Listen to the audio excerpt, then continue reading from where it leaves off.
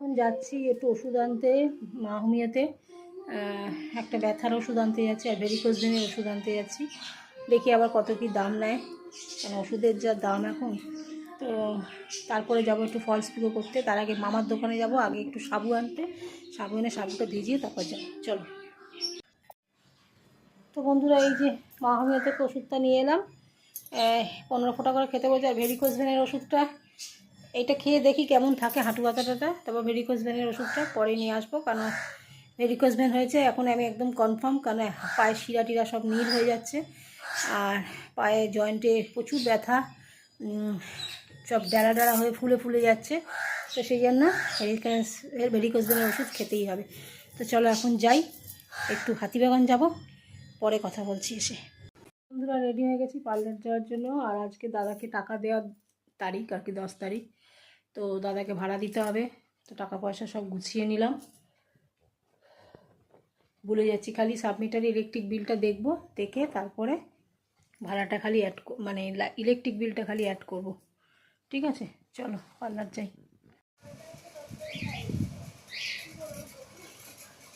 তো বন্ধুরা, এসে পুজো টুজো করে নিয়েছি, দেখতেই পাচ্ছ। আর গাছে আজকে দাদা দরজাটা খুলেছিল, আবার দেখতে পেয়ে ফুল নিয়ে চলে এলাম। যাই গিয়ে দাদাকে ভাড়াটা দিয়ে আসি, সাবমিটারে কত উঠেছে দেখে আমার ভাড়া দিয়ে চলে আসি।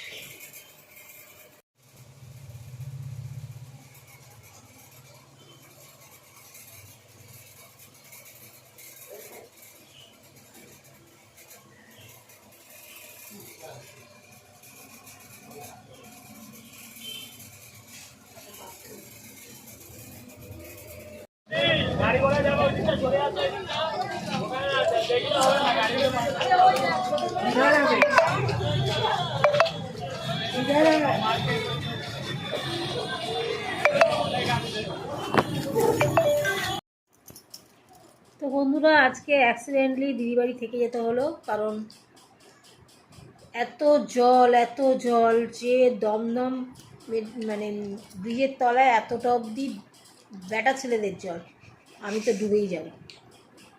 পুরুষ মানুষদেরই যদি এতটা জল হয় তাহলে আমি তো ডুবেই যাব।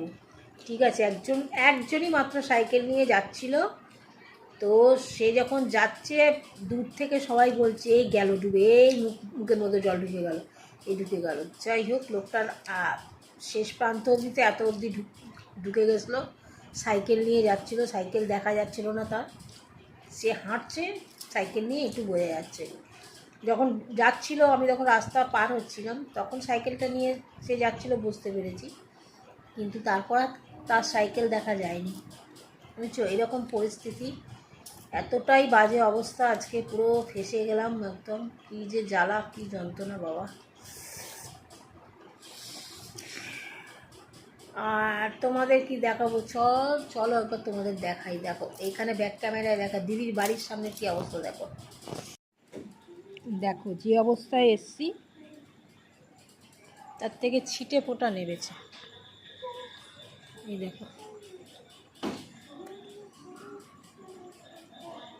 দেখতে পাচ্ছ কি অবস্থা।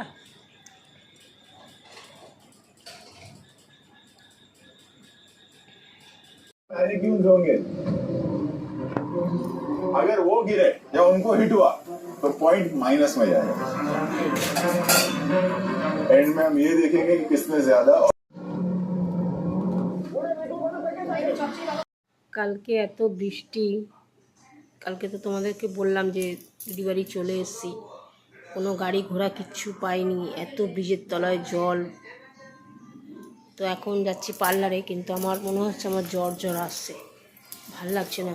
কেন, কালকে এসে মাথা ঘষে চান করেছি নোংরা জল মারিয়ে, আর এখন পার্লারে যাচ্ছি, পুজো টুজো করে একটু বসবো, ভালো না লাগলে বাড়ি চলে যাব। ঠিক আছে, কালকে ইচ্ছা হলে আসবো, না হলে না আসবো। কিন্তু দেখো, আমার মেয়ে আমাকে নেল পালিশ করিয়ে দিল, পায়ে পিঙ্ক কালার আর হাতে হচ্ছে নীল কালার। তো শরীরটা একদমই ভালো লাগছে না, চলো বাড়ি চলে যাবো হয়তো তাড়াতাড়ি। কী অবস্থা বাবা, চলো পরে আসছি। বন্ধুরা, এখন 8টা বাজে, আজকে আমি বেরিয়ে যাচ্ছি, কারণ আমার মনে হচ্ছে জ্বর আসছে, ভালো লাগছে না শরীরটা। কালকে এত ভিজেছি, ভিজেছি বলতে বৃষ্টিতে ভিজে, কিন্তু নোংরা জলে এত হেঁটেছি, তারপরে মানে কালকের দিনটা যা গেছে না, মানে বলা যায় না। যাই হোক, সেইখান থেকে বেরিয়ে আবার দিদির বাড়ি গেছিলাম। অনেক কষ্ট হয়েছে কালকে, আবার স্নান টান করেছি, মাথা ঘষি, ঠান্ডা লেগে গেছে। আবার আজকে গিয়েও মাথা টাথা ঘষবো, স্নান করবো, বাড়ি চলে যাই। শরীরটা ভালো লাগছে না, কালকে আর আসবো না, কালকের দিনটা ছুটি নেবো। গত সপ্তাহে মঙ্গলবার নিয়েছিলাম, কালকে বুধবার নেবো। ঠিক আছে, আবার বলতে পারছি না, চলে আসতেও পারি। ঠিক আছে, চলো বাড়ি যাই। এবারে আজকে ভিডিওটা মনে হয় না খুব একটা বড় হয়েছে বা বড় হবে, যা যতটুকু হয়েছে ততটুকুতেই সন্তুষ্ট থাকি। দেখাতে পারছি না তো, শরীরটা ইচ্ছা না করলে কিছু ভালো লাগে। চলো বন্ধুরা, এখন রেখে দিই, বাড়ি চলে যাই। বাড়িতে একদম স্নান টান করে তোমাদের সঙ্গে আসবে। তো বন্ধুরা, বাড়ি এসেছি 8:30টার সময়। আর বাড়ি এসে তারপরে আমি ঘরদোর সব মুছলাম। এত বিচ্ছিরি ঘর দিয়ে গন্ধ বেরোচ্ছিলো, প্যাসেজ দিয়ে গন্ধ বেরোচ্ছিলো যে কী বলবো। একটু সবজির খোসা ছিল, মাছ ফাছের তো কোনো ব্যাপার ছিল না কালকে, সবজির খোসা ছিল, তার থেকে ঘরে দুর্গন্ধ, মানে প্যাসেজটাই দুর্গন্ধ, মানে আমি তেষ্টতে পাচ্ছি না। তারপর ঘরদোর সব মুছে মোছামুছি করে রুম স্প্রে ছড়িয়ে, এই দেখো কর্পূরদানিতে কর্পূর দিয়ে ঘরের মধ্যে দিলাম। অনেক সুন্দর এখন গন্ধ বেরোচ্ছে, দুর্গন্ধটা কেটে গেছে। আর হচ্ছে তোমার ঘরদোর সব বুচুনকে জিজ্ঞাসা করলাম মুছেছিস কি না, বললো না, কাল রাত্রে মুছেছি, আজকে আর মুছিনি। তো বাসি ঘরদোর, আমি তো গা ঘিন ঘিন করা আমার, এসে মুছলাম। আর পোলের ধারে মাথা না ঘষলেও চলতো, কিন্তু ব্রিজের তলাতে নোংরা জল সব ছিল, ছিটকে বাইক টাইক যাচ্ছিলো, ছিটকে এসেছে। তো মুখটা দেখে কিরম মনে হচ্ছে ছিটকে এসেছে, মানে কতটা ঘেন্না পেয়েছি তোমরা বলো। তো ছিটকে এসেছে, এসে আমার মাথা টাথা সব ঘষলাম, ঘষে এই বেরালাম। কিন্তু এসে দেখি আমার ঠাকুর পুজো হয়নি। এই কারণে আমি কোথাও গিয়ে থাকতে চাই না, জানো বন্ধুরা। মানে একটা সবসময় না দুশ্চিন্তা থাকে যে আমার ঠাকুর পুজো হলো কি হলো না। এসে দেখি ঠাকুর না খেয়ে দিয়ে সারাটা দিন বসে গেছে। কিন্তু আমার শরীরে এখন আর সেই শক্তি নেই। ঠাকুরকে বললাম, তুমি তুমি তো অভুক্ত কোনো সময় না, হয়তো আমার ঘরে তুমি খাবার পেলে না, কিন্তু তুমি সবার ঘরে ঘরে খাবার পাচ্ছ, তোমার তো খাবার অভাব নেই। আমার শরীর দিচ্ছে না, আমি পারছি না। ঠাকুরের কাছে ক্ষমা চেয়ে আমি চলে এলাম, কারণ আমি যা করব কালকে আবার করব। কারণ আমি আজকে আর এখন ঠাকুর ওই সব বাসনপত্র নাবিয়ে এখন আর পুজো করার শক্তি নেই। ঘড়িতে বাজে 9:30, বুঝছো। ঠিক এই কারণে, এই দুশ্চিন্তাতে কোথাও গিয়ে আমি শান্তি পাই না, যে আমার ঠাকুর পুজো হয় না। তাই কারণেই সন্ধেবেলা সন্ধে দিতে পারি না বলে দুপুরবেলা সন্ধে দিয়ে যাই। আর নাহলে রাত্রির 10টার মধ্যে এলে, যেদিন দুপুর দিই না, যেদিন ইচ্ছা হয় 10টা পৌনে 10টা এলে দিই। আর যেদিন 10:30 বেজে যায় সেদিন আর দিই না। কি করব, ঠাকুর সব বুঝছে, ঠাকুর এখন আমারও অবস্থা বুঝছে। তো চলো বন্ধুরা, এখন আর কিছু করছি না, ভিডিওটা এখানেই শেষ করে দিই। রাতে সাবু মাখা আছে, কালকে সাবু মেখে রেখে গেছিলাম, আমি তো আর খাইনি। তো এই জীবনে প্রথমবার আমার কালকে এই পরিস্থিতি হয়েছে, চোখ দিয়ে প্রায় জল এসে যাওয়ার মতো হয়েছে। এতটা কোমর অবধি জল জীবনে কোনো দিনও, ছোটোবেলায় যখন জল জমতো তখন আনন্দের সহিত নেবে জল, বৃষ্টি থেমে গেলে জলের মধ্যে গিয়ে, ওই নোংরা জলে গিয়ে একটু নাচানাচি করে চলে আসতাম। কিন্তু যখন থেকে সেন্স হয়েছে, যখন থেকে বুঝতে পেরেছি এটা নোংরা জল, এই জলটাতে মানে নোংরা ছাড়া কিছু নেই, ঘেন্না করতে পেরেছি, তখন থেকে আমি আর মানে জিন্দেগিতে আর ওই ওই জল কোনো সময় মারাই না, কোনো দিন মারাই না। আর যদিও অল্প বিস্তর একটু মারিয়ে চলেও আসি, এসে ঠিক এইভাবে মাথা ঘষে গায়ে জামা কাপড় কেচে স্নান করে বেরোই। ঠিক আছে। আর এই কালকে হলো, এত বছর বাদে কালকে এইরকম পাগলের মতো, মানে কোমর অবধি জলে আমি ঘুরেছি, এ মাথা থেকে ও মাথা, ব্রিজের ওপর। মানে কালকের কথাটা চিন্তা করলে না, মানে এখনও মন ঘাবড়াচ্ছে, মানে ধরপড় ধরপড় করছে, কালকের কথা চিন্তা করলে ভয় লাগছে। তো যাই হোক, সকলে সুস্থ থেকো, ভালো থেকো। আমি জানি না ভিডিওটা কতখানি কি হয়েছে, তো তোমাদের একটুখানি তো দেখালাম, দেখলে যে কতটা জল জমেছে।